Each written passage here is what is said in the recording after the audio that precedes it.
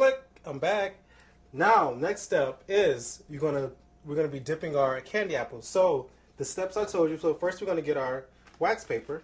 Here, you're gonna take out the wax paper, nice sheet to cover the base of your platter. You know, just for some assurance that it doesn't stick.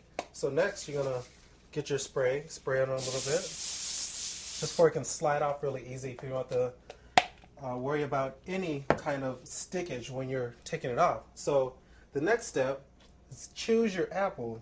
So let me see, maybe I think I want to have a little sweet and sour in my day. So I'm gonna take a little sweet and sour here, a little apple.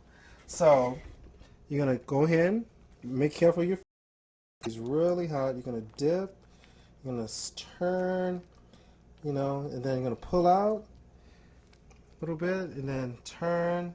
Make sure the candy is nice and smooth all over.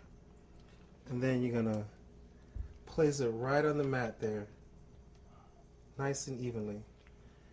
And ladies and gentlemen, cool. That is a candy apple, and that's orange, and it's orange to my eye, and it's like a big orange on a stick. And so to wrap it up, this is going to be the apple of my eye.